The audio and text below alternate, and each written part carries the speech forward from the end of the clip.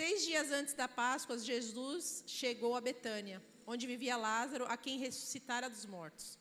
Ali prepararam um jantar para Jesus. Marta servia, enquanto Lázaro estava à mesa com ele. Então Maria pegou um frasco de nardo puro, que era um perfume caro, derramou sobre os pés de Jesus e os enxugou com seus cabelos. E a casa encheu-se com a fragrância do perfume. Mas um dos seus discípulos, Judas Iscariotes, que mais tarde iria traí-lo, fez uma objeção. Por que este perfume não foi vendido? E o dinheiro dado aos pobres? Seriam 300 denários. Ele não falou isso por se interessar pelos pobres, mas porque era ladrão, sendo responsável pela bolsa de dinheiro. Costumava tirar o que nela era colocado. Respondeu Jesus: deixe em paz, que o guarde para o dia do seu sepultamento. Pois os pobres vocês sempre terão consigo, mas a mim vocês nem sempre terão. Enquanto isso, uma grande multidão de judeus, ao descobrir que Jesus estava ali, veio, não apenas por causa de Jesus, mas também para ver Lázaro, a quem ele ressuscitara dos mortos. Assim, os chefes dos sacerdotes fizeram planos para matar também Lázaro, pois por causa dele muitos estavam se afastando dos judeus e crendo em Jesus. No dia seguinte, a grande multidão que tinha vivido para a festa ouviu falar que Jesus estava chegando a Jerusalém. E Lázaro, ele estava feliz porque Jesus tinha ressuscitado ele e ele queria ali preparar um banquete, porque o que nós damos de melhor para as pessoas é chamar ela para ir na nossa casa, de estar na nossa casa, de poder servir aquela pessoa pela qual fez algo pelas nossas vidas. Quando estamos na célula, quando estamos no culto, quando estamos em alguma conferência, ou em qualquer lugar que estamos juntos, nós temos que aproveitar esses momentos para ensinar. E Jesus fazia isso, ele aproveitava cada momento da vida dele, aqui na terra, para estar ensinando os discípulos, para que eles soubessem que quando eles precisassem de algo, Jesus já teria passado aquilo para eles. Eu trouxe três pontos que eu acho importante quando nós estamos na mesa com Jesus, que nós podemos aprender com isso. Quando estamos na mesa, nós temos comunhão. Lá em Lucas 24, do 30 ao 34, quando estava à mesa com eles, tomou o pão, deu graças, partiu e deu a eles. Então, os olhos deles foram abertos e reconheceram, mas ele desapareceu. Então perguntaram um ao outro: não ardia o nosso coração enquanto ele nos falava no caminho e nos explicava as Escrituras? Imediatamente levantaram-se e voltaram para Jerusalém. Ali encontraram os 11, os quais estavam com eles reunidos, que diziam: é verdade, o Senhor ressuscitou e apareceu a Simão. Amém? Tem momentos que estaremos juntos na mesa para ter comunhão uns com os outros. Não podemos perder a oportunidade de estar juntos. Aqueles homens não sabiam que era Jesus, mas eles gostavam de conversar com ele sobre o que estava acontecendo. Eles estavam no caminho, o coração deles queimavam, eles sentiam algo diferente, mas eles não viam que era Jesus. E eles não sabiam, eles estavam tão apaixonados por aquelas conversas que eles queriam estar ali aquele todo o tempo. Alguma vez você já iniciou uma conversa e não queria que acabasse, de tão gostava que estava de conversar? Você parou para conversar com alguém da igreja, um irmão, e você levou para sua casa e você vai conversando, que você não quer que aquela conversa acabe, porque está tão gostoso, está tão algo que está te trazendo um crescimento tão grande para dentro de você, que você não quer parar de conversar sobre aquilo. Então, Jesus estava ali falando e queimava os corações deles, e eles não queria que aquilo acabasse. No entanto, que quando Jesus vai à frente, eles falam: não, por favor, entra na nossa casa, já está tarde. E aí Jesus entra e tem comunhão com eles ali. Aqueles homens estavam conversando com Jesus e não queria que ele fosse embora, porque por mais que eles não reconhecessem que ele era Jesus, eles sentiam a presença de Jesus. Lá em Mateus 18, 20, pois onde se reunirem 2 ou 3 em meu nome, ali estou no meio deles. Então, Quando nós estamos reunidos, Jesus está ali com a gente. Jesus está ali participando da conversa, está ouvindo tudo. Por isso que nós não podemos perder o nosso tempo de ficar conversando sobre coisas que não vai edificar nada. Nós temos que aproveitar os momentos que estamos juntos para poder edificar a vida um do outro. Para que as pessoas elas possam saber que Jesus, Ele nos transforma e muda as nossas vidas. Segundo, quando estamos na mesa, somos repreendidos e ensinados. Em Marcos 2, do 15 ao 17. Aconteceu o quê? Enquanto Jesus estava reclinado à mesa, na casa de Levi, muitos publicanos e pecadores comiam com ele e os seus discípulos, pois havia muitos que o seguiam. Quando os mestres da lei, que eram fariseus, o viram comendo com pecadores e publicanos, perguntaram aos discípulos de Jesus: por que ele come com publicanos e pecadores? Ouvindo isso, Jesus lhe disse: não são os que têm saúde que precisam de médico, mas sim os doentes. Eu não vim para chamar justos, mas pecadores.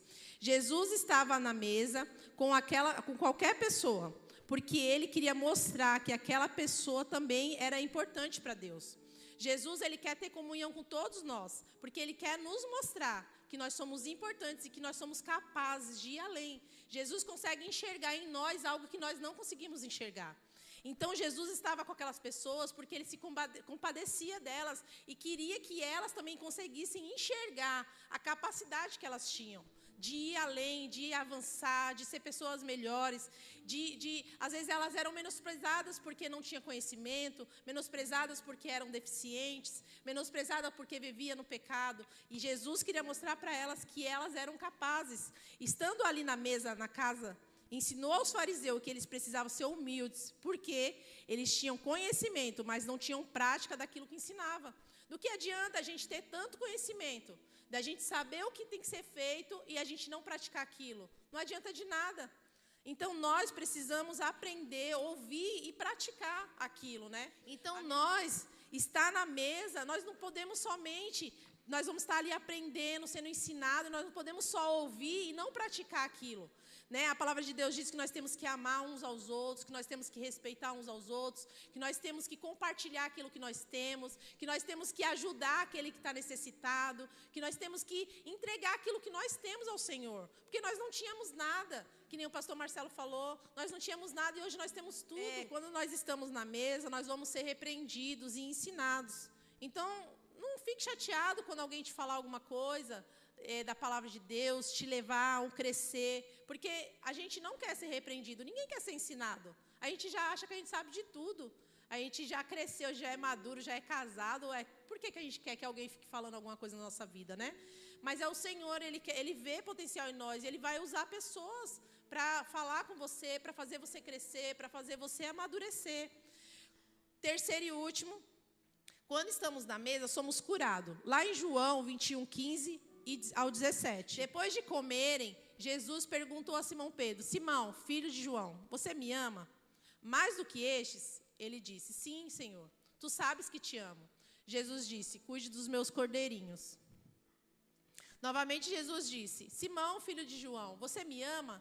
Ele respondeu: sim, Senhor, tu sabes que te amo. Jesus disse: pastorei as minhas ovelhas. Pela terceira vez, ele lhe disse: Simão, filho de João, você me ama? Pedro ficou triste porque Jesus lhe perguntou pela terceira vez: você me ama? E lhe disse: Senhor, tu sabes todas as coisas e sabes que te amo. Jesus lhe disse: cuide das minhas ovelhas.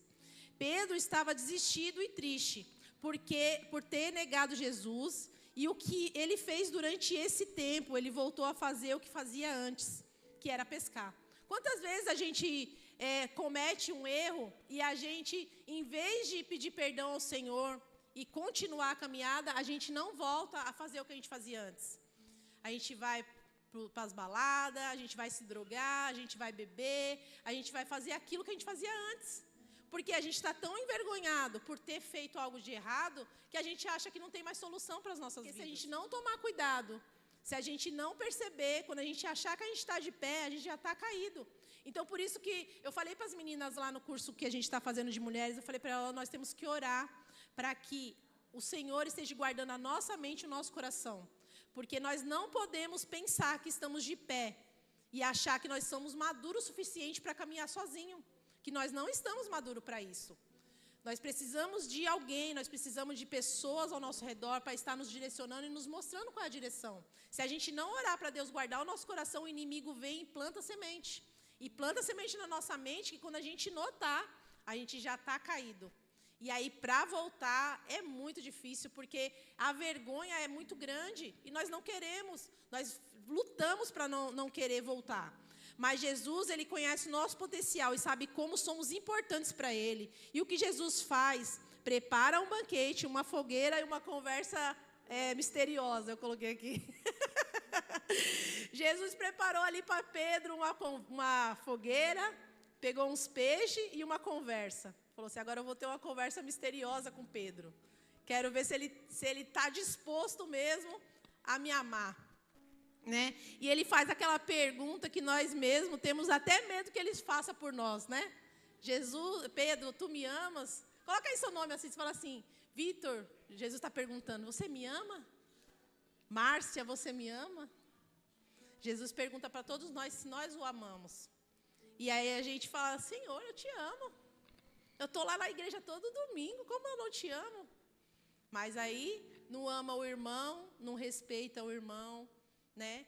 Não compartilha o que tem, não tem coragem de entregar aquilo que é do Senhor, de entregar a sua vida ao Senhor, mas fala que ama ao Senhor. Será que nós amamos mesmo ao Senhor?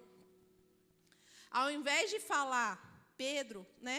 Nós temos que colocar o nosso nome e falar assim, Daniele, tu me amas? Jesus está perguntando para mim se eu o amo, se eu estou disposta a abrir mão de tudo. E pergunta para cada um de nós se nós amamos o Senhor. Jesus, Ele te chamou não para você fazer o que você fazia, porque Ele te deu um chamado e Ele quer que você cumpra esse chamado. Jesus não te chamou à toa, não chamou para você ficar aqui fazendo nada. Ele te chamou porque Ele tem um propósito na sua vida, Ele te deu talentos. Ele te deu coisas na sua mão, porque Ele sabe que você é capaz de fazer. Então, nós temos que amar ao Senhor e fazer aquilo que foi chamado, aquilo que o Senhor nos chamou, para nós adorarmos, para nós ensinar, para nós, compartilhar com os nossos irmãos aquilo que o Senhor nos deu.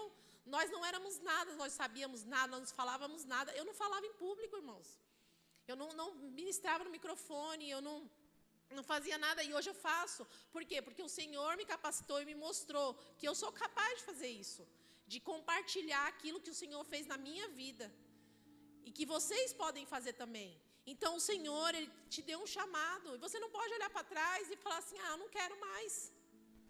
E agora? Como que você vai se apresentar diante do Senhor quando Ele voltar?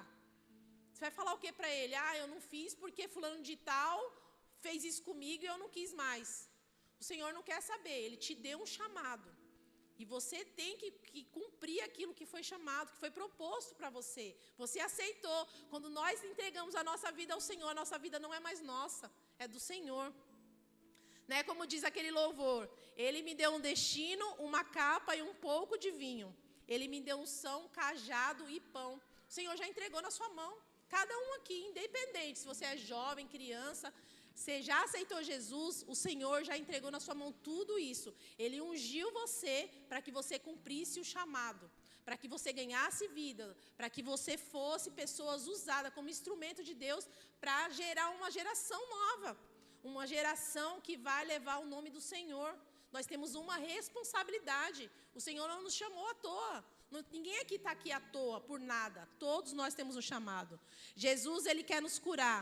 Mas para isso acontecer, tem que haver arrependimento.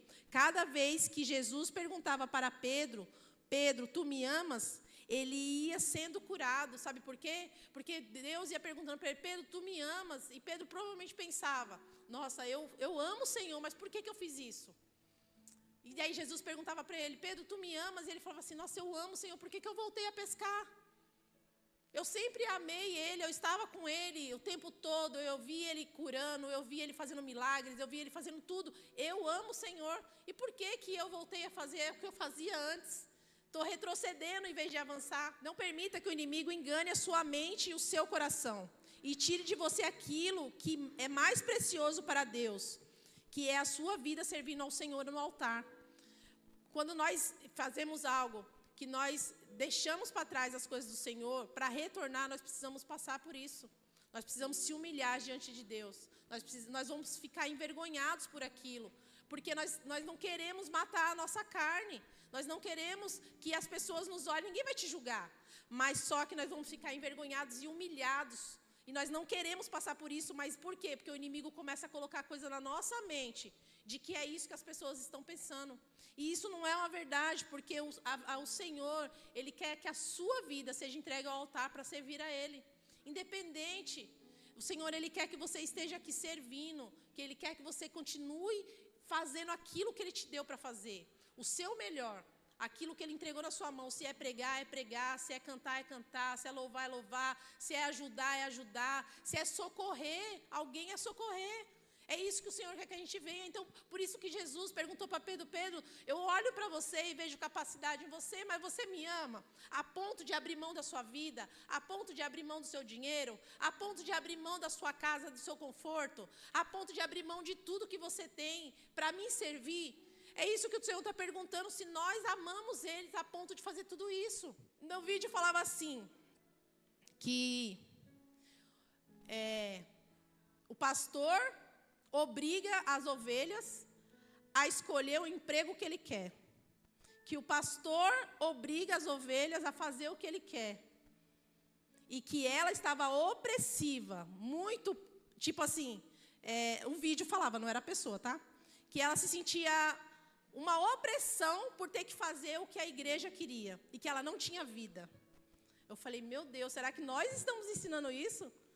Eu acho que quando nós falamos para vocês que vocês precisam escolher um emprego melhor, é para que vocês não se percam. É para que vocês não deixem a sua visão fora disso. Eu já trabalhei. Eu trabalhava todos os domingos. Tinha meses que eu trabalhava 3 domingos seguidos. E eu sei como que é você não vir para a igreja. Você não ter uma direção de ter alguém falando na sua vida. Você se perde, você começa a olhar as coisas do mundo. Quando a nossa visão não está debaixo de uma direção, nós nos perdemos. Eu estava me perdendo. O Cássio notou e falou assim, você vai pedir as contas? E eu falava assim, não, eu não quero, porque eu quero trabalhar. Eu quero trabalhar, eu quero ter dinheiro, eu também quero, irmãos, eu quero ter muita coisa. Mas, se for para me perder a minha comunhão com Deus, eu prefiro não ter emprego. Porque eu tenho que escolher, eu tenho que decidir. Então, quando nós direcionamos vocês, não é porque nós queremos o mal de vocês, não. Não é porque a gente quer prender vocês aqui dentro fazendo as coisas aqui, não.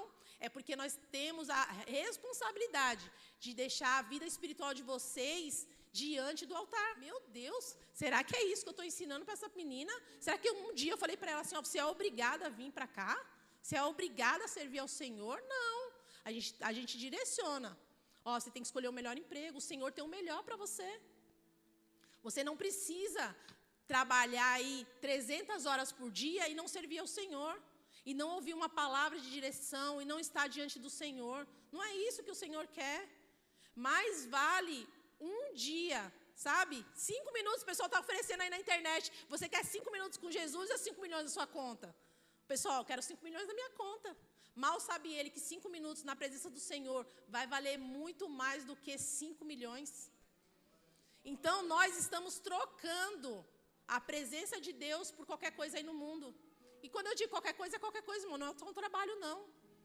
É tudo. É festa, é viagem, é tudo. Nós estamos entregando o nosso melhor para o mundo. E não estamos entregando nem 5% para Deus. Nós temos que servir com os nossos talentos. Se nós temos para servir, nós temos que servir. Se tem necessidade no corpo, nós temos que servir. Nós somos irmãos em Cristo, nós temos que ajudar os irmãos. Eles precisam também de ajuda. E nós aprendemos para quê? Para ficar guardado? Para ficar dentro de casa sem fazer nada? Não, nós temos que servir ao Senhor. Isso é o melhor que a gente faz, estar junto com os irmãos. Uma pessoa doente, ela só pode ser curada se ela aceitar o tratamento. Quando ela desiste, ela deseja morrer e ela não vive os propósitos de Deus. Uma pessoa, quando está lá nas últimas, lá, e ela desiste da vida, ela quer morrer. E o Senhor, Ele quer nos curar para que a gente não morra, sem cumprir o propósito dEle na nossa vida. Sem que você cumpra o seu propósito. Você tem pessoas para ganhar. Você tem pessoas que só você vai ganhar. E se você abortar Isso na sua vida você vai deixar de ganhar muitas vidas.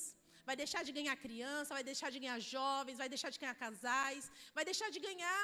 E aí Deus vai ter que preparar outras pessoas. Então, quando nós precisamos ser curados, nós precisamos aceitar o nosso tratamento. Porque o Senhor, Ele não quer que nós venhamos morrer. E se nós não somos curados, nós vamos morrer, porque a ferida vai crescer.